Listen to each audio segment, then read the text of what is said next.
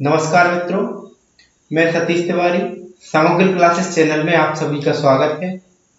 जैसा कि पिछली क्लास में हम पढ़ चुके हैं रैखिक समीकरण के बारे में। रैखिक समीकरण के बारे में मैंने बताया था रैखिक समीकरण क्या होता है, रैखिक समीकरण का मूल रूप क्या होता है और मूल रूप में ए बी सी और एक्स वाई क्या क्या होते हैं। उसी क्रम में आज मैं आगे पढ़ाने जा रहा हूं प्रश्नावली 3.1 और प्रश्नावली 3.1 में जो सवाल आए हैं उन सवालों का मैं ये भी बताऊंगा कि अध्याय 3 में वो सवाल अपन को कहां मिलेंगे और वही सवाल उसी विधि के सवाल या वही सवाल मुझे अलग अलग विधियों में करना होगी। तो बात यह है कि अगर आपको रैखिक समीकरण बनाने आता है तब ये समझे आप कि आपको 70% आपका सवाल आपसे बन गया। चलिए, तो रैखिक समीकरण में प्रश्नावली 3.1 का मैं दूसरा उदाहरण क्षमा चाहता हूं, दूसरा सवाल कराना चाहता हूं क्योंकि दूसरे सवाल जैसे भी और अपन को सवाल मिलेंगे उसके बाद में पहला करा दूंगा। दूसरा सवाल है जैसा कि आप स्क्रीन पर देख रहे हैं, क्रिकेट टीम के कोच ने 3900 रुपए में 3 बल्ले और 6 गेंदें खरीदी। सवाल एक बार ना समझ में आए तो किताब पेन और कॉपी रख के आपको बैठना है और सवाल को 2-4 बार पढ़ना है। क्रिकेट टीम के कोच ने 3900 रुपए में 3 बल्ले और 6 गेंदें खरीदी। शर्त है, ये पहली शर्त है कि 3900 रुपए में उसने क्या क्या खरीदा। हमें ये पता नहीं है कि एक बल्ले और एक गेंद की कीमत क्या है, हमें तो ये पता है कि 3900 रुपए में उसने 3 बल्ले और 6 गेंदें खरीदी। बात क्या हो रही है कि 3 बल्ले और 6 गेंदें, मैं इसको यहां लिख देता हूं, तो क्यों ना हम एक बल्ले और एक गेंद की कीमत अलग अलग मान लें। चूंकि हम दो चर वाला रैखिक समीकरण पढ़ रहे हैं तो हम ये लिख सकते हैं, मैं सवाल दूसरा करा रहा हूं, मैं ये लिख सकता हूं कि माना एक बल्ले की कीमत, एक बल्ले की कीमत x रुपया और एक गेंद की कीमत, एक गेंद की कीमत क्या है, y रुपया। शर्त है मेरी कि 3 बल्ले और 6 गेंद 3900 में खरीदी। ये अपन शर्त भी लिख ले रहे हैं प्रथम शर्तानुसार।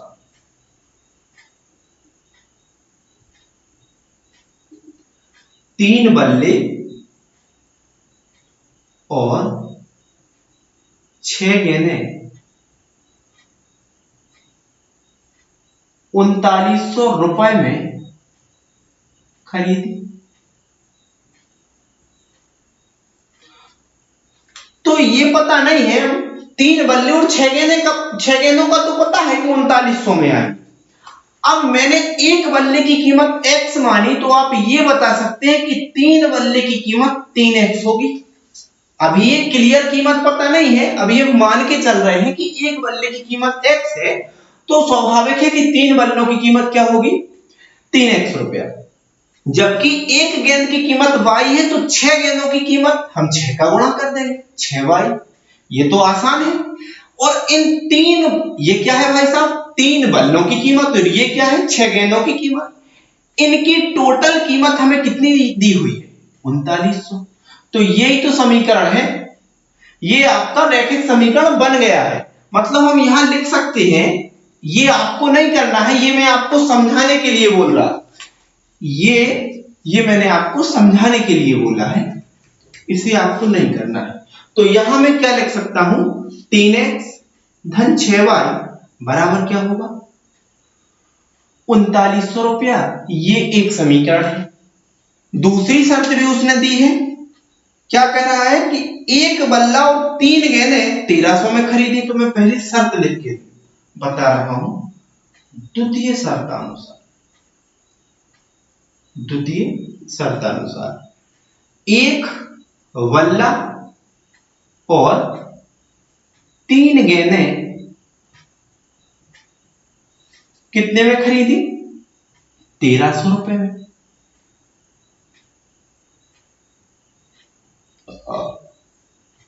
3 बल्ला और क्षमा चाहता हूं 1 बल्ला और 3 गेंदों की कीमत 1300 रुपए में है। तो 1 बल्ले की कीमत तो मैंने x मानी x, और गेंद कितनी है भाई साहब 3 है, तो 1 गेंद की कीमत y है, तो 3 गेंदों की कीमत क्या होगी 3y। 1 बल्ला और 3 गेंदों की टोटल कीमत हमें दी हुई है, उसने 1300 बोल रहा है, तो हम यहां क्या लिख सकते हैं x धन 3y बराबर क्या होगा 1300 रुपया। ये आपका हुआ समीकरण 2। अब हम इन दोनों समीकरणों के तालिका बना के अलग अलग मान प्राप्त करेंगे। मान में मैंने कल भी आपको बताया था कि x का हम ऐसा मान लें कि y का मान हमें पूर्णांक प्राप्त हो, जो मर्जी हो आपकी वो मान आप x का लें। यहां ध्यान दें, हम पहला समीकरण है मेरा 3x धन 6y बराबर 3900, इसकी टेबल ये हुई।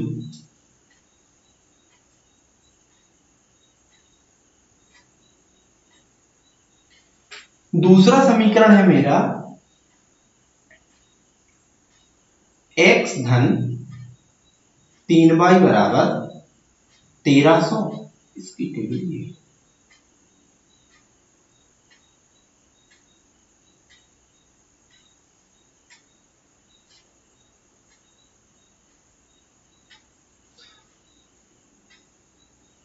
चलिए इसको हम हल करते हैं।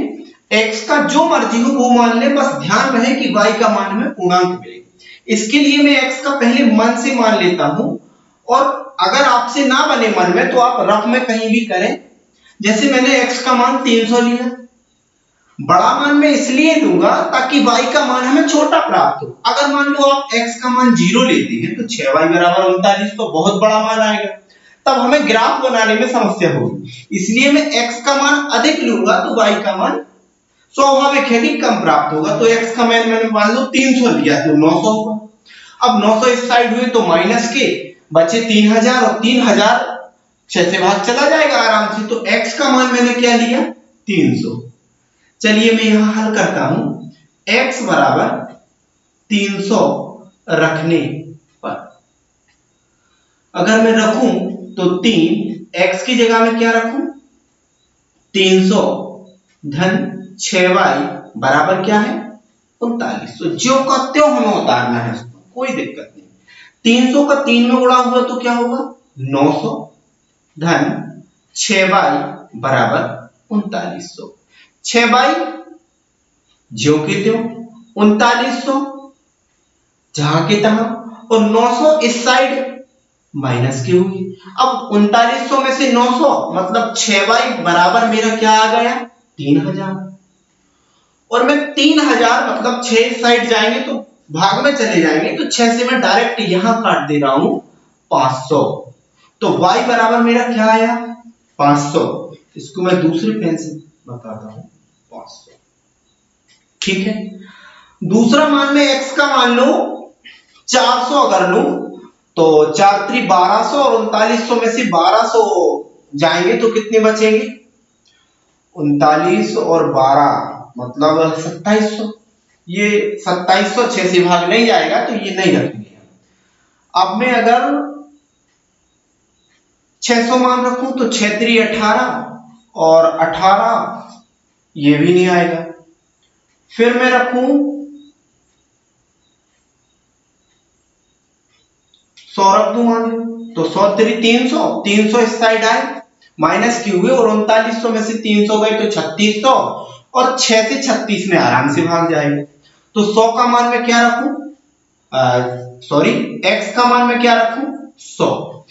x का मान 100 का 3 में गुणा होगा कितना होगा 100 का 3 में हम गुणा करेंगे तो 300 आएगा, प्लस 6y ज्यों की त्यों 3900 भी ज्यों की त्यों।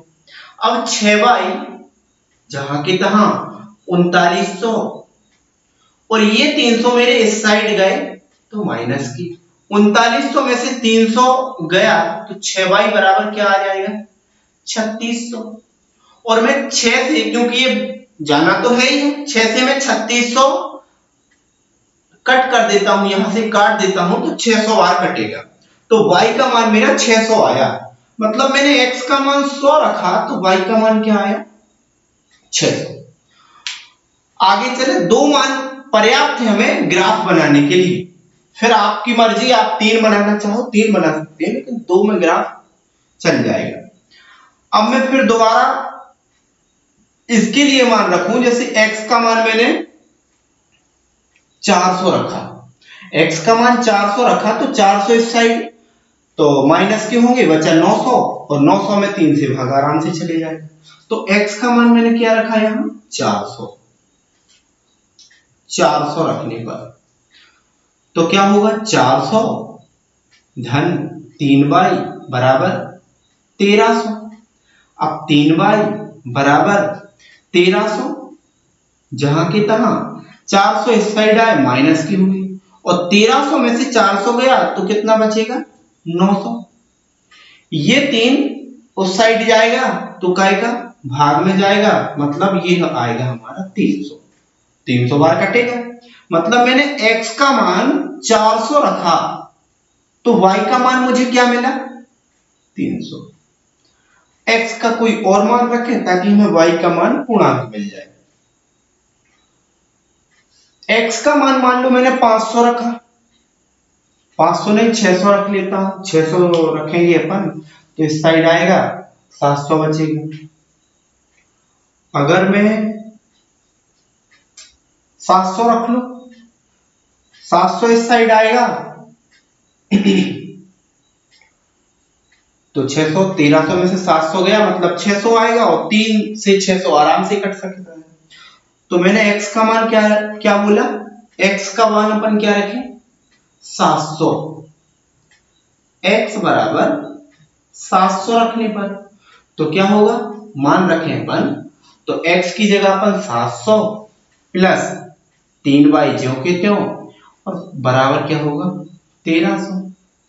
3y बराबर 1300, और ये 700 उस साइड माइनस की हुई, और 1300 में से 700 जाएगा तो कितना बचेगा? 600। मतलब 3y बराबर आया 600, और मैं 3 से इन 600 को काटूंगा कितने बार? 200 बार। या आप ऐसा कर सकते हैं, y यहां रहेगा, ये 3 गुणा से इस साइड भाग में जाएंगे और भाग देंगे अपन तो 200 आएगा। मतलब मैं क्या बोल सकता हूं कि अगर मैंने x का मान 700 रखा तो y का मान मुझे कितना प्राप्त हुआ? 200। कोई दिक्कत? इन दोनों समीकरणों के जो मान प्राप्त हुए हैं, इन मानों को हम एक ग्राफ से समझेंगे। यहां एक ग्राफ बना ले रहे हैं अपन। ये हो गया आपका x अक्ष, ये x अक्ष,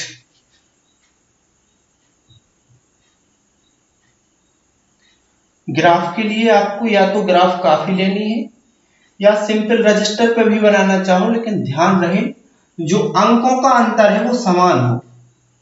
यहां से मैं बीचों बीच यहां से y अक्ष होगा और ये y अक्ष, ये अपना क्या होगा? y अक्ष। ये 0 हुआ, ये 0, y का भी 0 होगा और x का 0 होगा।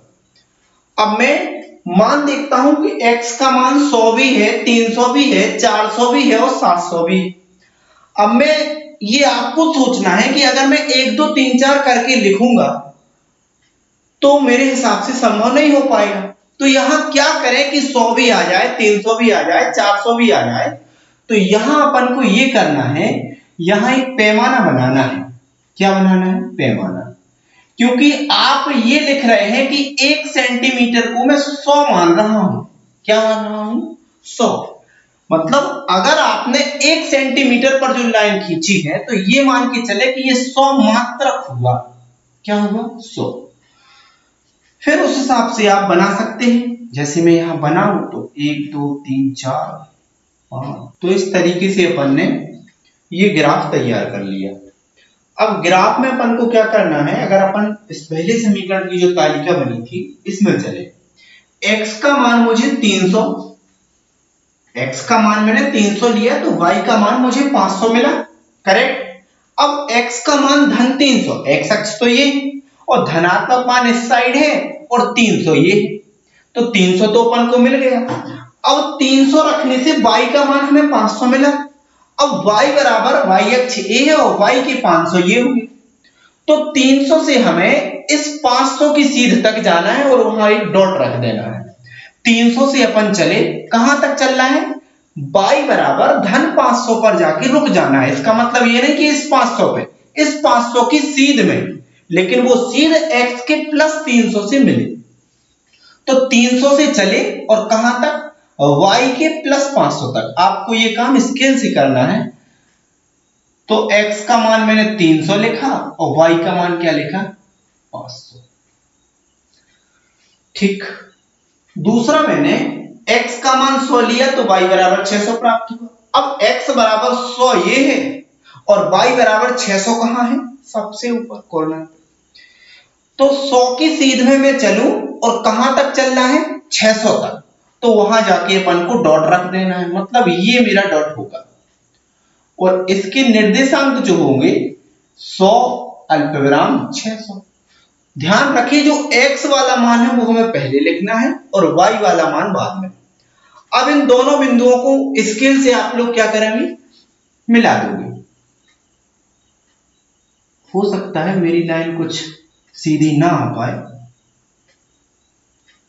ये आपका पहले समीकरण का ग्राफ, वो समीकरण का नाम जो है वो आपको इस ग्राफ के ऊपर लिख देना है।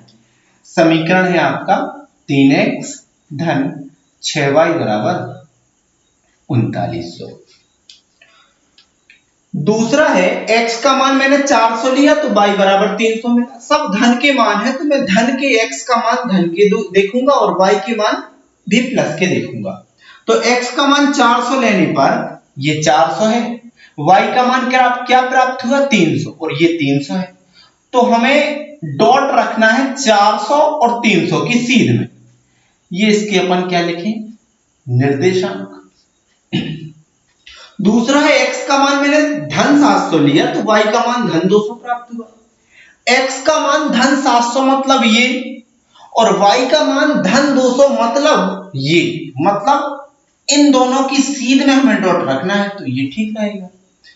निर्देशांक क्या होंगे, निर्देशांक होगा 700 और मैं इसको यहां लिख देता हूं, हो सकता है आपको ना दिखे, 700 अल्पविराम 200, ये इसके निर्देशांक हुए। अब हमें क्या करना है, स्केल से इन दोनों बिंदुओं को मिला देना। स्केल से इनको क्या, ये ग्राफ को काटती जाए, इससे कोई दिक्कत नहीं है। स्केल से अपन को इन दोनों बिंदुओं को मिला देना है और इस रेखा को आगे भी बढ़ा देना है। ठीक, ये हमारा दूसरे समीकरण का ग्राफ हुआ। दूसरा समीकरण क्या है आपका, x धन 3y बराबर 1300।